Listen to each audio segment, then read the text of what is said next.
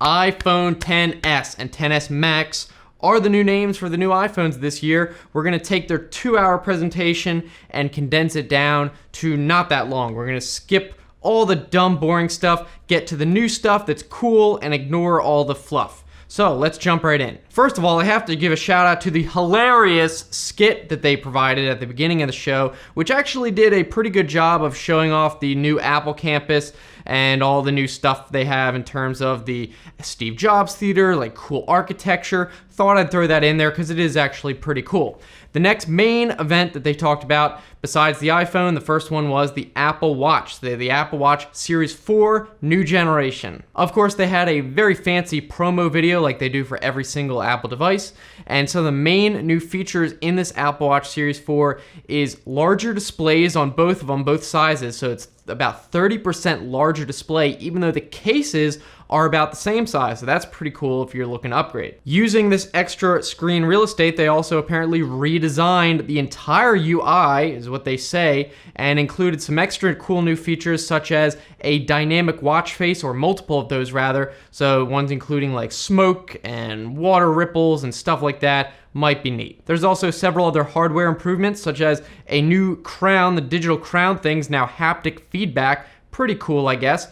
And then we also have a louder speaker, 50% louder than the previous version. And the back of the Apple Watch is made up of ceramic and sapphire crystal, which they say apparently lets through radio waves a lot better. So this would mean that you can expect a lot better cell reception that's not blocked by your hand or blocked by the watch itself. Obviously, with the new generation, you're going to get a new chip system. This is the S4 chip system. It's got a dual-core CPU in there, and also supposedly twice as fast as the last generation. They've also got an additional gyroscope and accelerometer, a new one in there, which adds for one of the big features, which is fall detection. So this new Apple Watch, will be able to detect if you fall over by analyzing the trajectory of your arm, and like if you slip backwards, it knows that, well, when your arm usually does this kind of arc at this speed, it probably means you fall, and it gives you the option to send an SOS.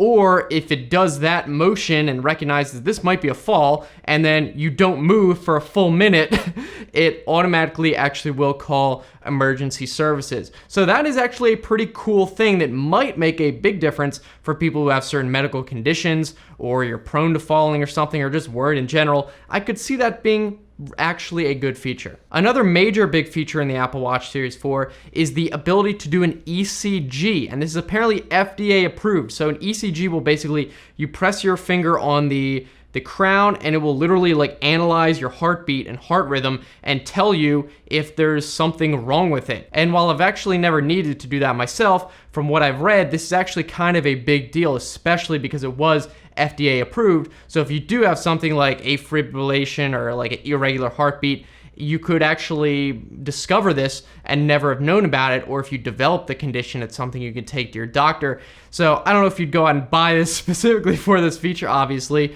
but if you have one, then that's just an extra bonus. So they definitely added a lot of health benefits to the new Apple Watch. They focused on health especially, which I think is good because, just being a watch and, having apps on there, it's kind of limited. But if it can actually do stuff that's kind of practical and might improve your health, well, a lot of people see that as something that's very worthwhile, and they think, well, there's nothing more worth investing in than your health. Though there was one big downside, which they tried to make into a great thing. They said it's got the same great battery life, which I kind of heard as, it's the same battery life? Like, really? You didn't increase it at all? Come on, Apple. We want more battery life in something that you're going to supposedly want to use all day. So, I don't know. Hopefully they'll increase that in future generations, or maybe people didn't complain about it enough. We'll see. Pricing is definitely up there, $399 and $499, depending on the size you get. So, probably out of a lot of people's price range, for something that you might not use all the time, but I mean, if you're gonna use it all the time, probably worth it. Okay, on to the main event, the one that people actually care about, the new iPhones. So there's actually 3 of them. We're gonna talk about the first main 2, the XS or the 10S and the 10S Max, and then the 10R, which is kind of like the budget phone. I put budget in quotes because the price is very much not budget, but we'll get to that. So the sizes of these new iPhones, you're gonna get a 5.8-inch one and a 6.5-inch one, which is a huge screen, but it's actually apparently the same size as you would get with an old 8 Plus. So for me, I have an 8 Plus. I don't know if I would want to go to something that big because my hand can already barely reach to the top of the 8 Plus screen, so I would probably opt for the 5.8-inch one, which is still a bigger screen than the 8 Plus, but it's in a smaller body size. They're calling these new OLED displays on this generation as Super Retina, so you're gonna get the same high pixels per inch density. So on the 5.8-inch, you're gonna get the 2436 by 1125, I think I caught that number right. And then on the XS Max, you have 2688 by 1242. Definitely not standard resolutions, but standard aspect ratios at least. Though the good thing about these is the screens are actually improved more than just resolution. They have Dolby Vision HDR and HDR10, which the previous one had, but it also has 60% more dynamic range, supposedly, than even last generation 10. Another cool thing, they improved the water resistance rating, so it's now IP68, which means it can resist 2 meters of water depth for 30 minutes. So that's a little over 6 feet, and so that means you don't really have to worry about dropping your phone in any amount of water unless it's like the bottom of a deep pool. Of course, both of these do have that notch, which means they both use Face ID, and therefore the home button is officially dead. And they do say that Face ID in this one has a faster algorithm and a faster secure enclave, which means that Face ID will be faster, but they really breezed over that, didn't say how much faster.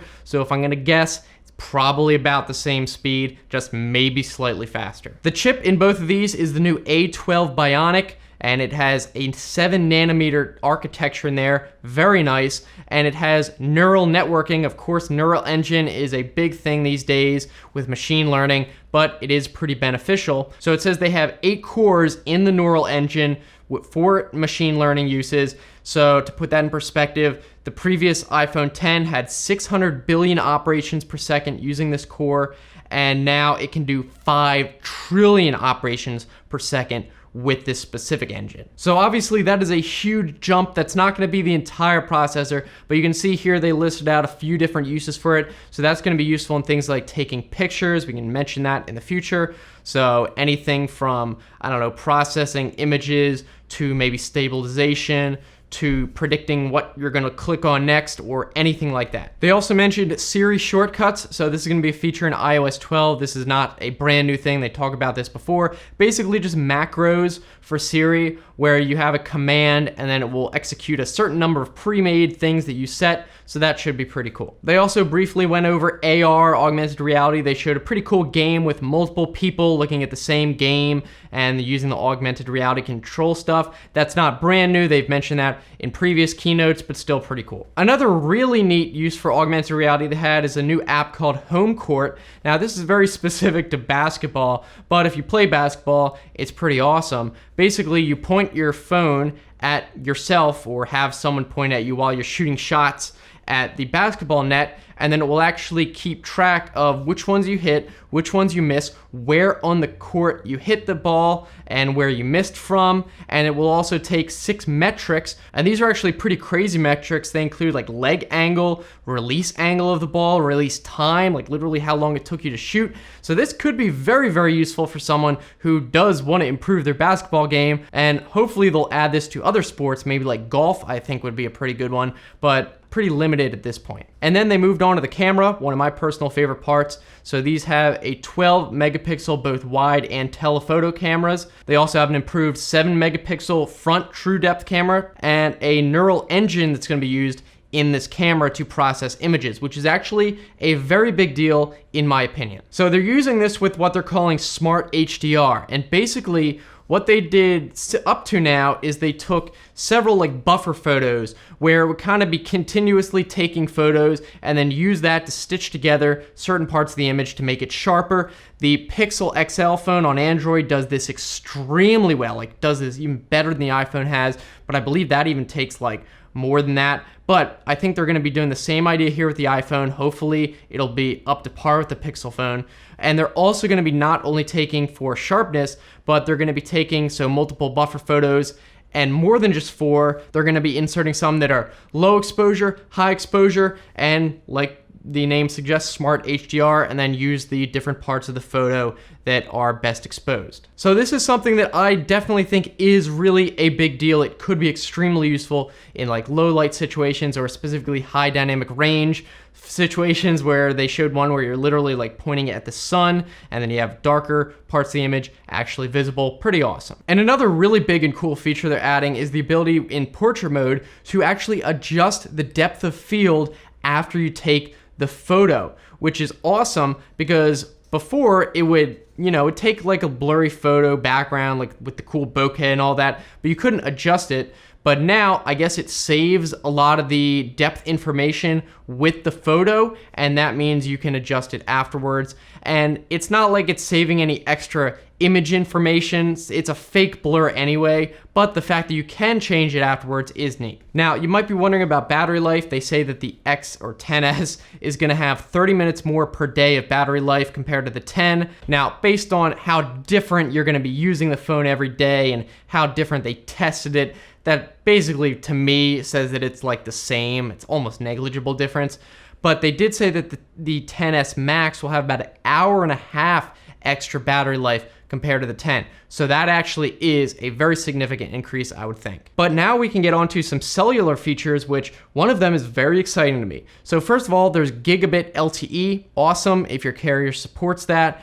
But here's the other one, dual SIM cards. I don't know if you guys have ever known this existed. It's common in a lot of Android phones in like Europe and stuff, but this will basically allow you to have one physical SIM card and one eSIM card. So you can have literally 2 different phone numbers on your iPhone, which means you could have a work number and a personal number, or multiple numbers for any reason. Maybe if you travel a lot, you can have one foreign SIM card and one domestic one. A lot of uses here. For me, this is super exciting. I've been waiting for a phone that I could have, one for like a personal, one more for like work, or one that, I don't really worry about giving out and getting spammed and that sort of thing. So believe it or not, to me, that's actually the most exciting thing about the phone. I don't know if that's a good thing or a bad thing, that the dual SIM card is the best feature in my opinion. But for those of you who have never had something like that before, it might be pretty awesome. Now, that was the 10S and the 10S Max, but what about the 10SR? Now, this is supposedly the budget version. So this is gonna have an LCD screen. It's edge to edge, but it is not OLED. And it also is 6.1 inches. So it's pretty big, but the thing is, the resolution is rather low. It's barely above 720p, not even 1080p. The exact number is 792 by 828. So it's a bigger display than the 8 Plus, but you're not really getting that good of a resolution, I would think. I mean, I guess if it's Retina, still, it's not gonna look bad, but come on. It's gonna have basically most of the same features. You're gonna get Face ID, or I don't know if you'd consider that a feature or a detriment. You're also gonna get like the A12 Bionic chip, and the battery life, they said, is about 1.5 hours better than the 8 Plus, so that's also pretty cool. It does only have one camera though, it's not a dual camera. And another thing is this one does not have 3D touch, supposedly. They're calling it haptic touch, which is basically just a long touch, which you could do on any phone. So that brings me to pricing, and we could talk about whether these phones are worth it. So the XR starts at $750. This is the budget one.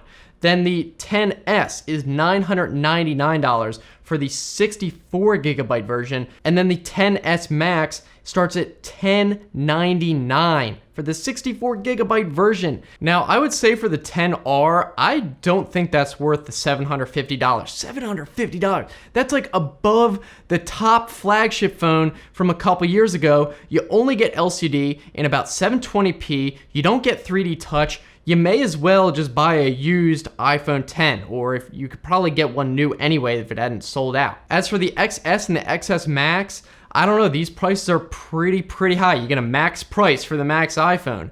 Now, if you're using like the iPhone upgrade program where you pay a monthly thing, that's probably worth it if you want to upgrade every year. But for a lot of people, I could totally see this being a huge deal breaker. Apple is really pushing the limits on these new phone prices. And I really don't think these features really justify this kind of price tag. But again, I know people will buy it no matter what the price is, basically. So I think that's pretty much it. Let me know what you guys think. What do you think of the price? Obviously, I'm sure a lot of you are not gonna like it. We can talk about that down in the comments. If you wanna keep watching some other videos, I'll put those right here. You can just click on those. So thanks for watching, guys, and have a good one.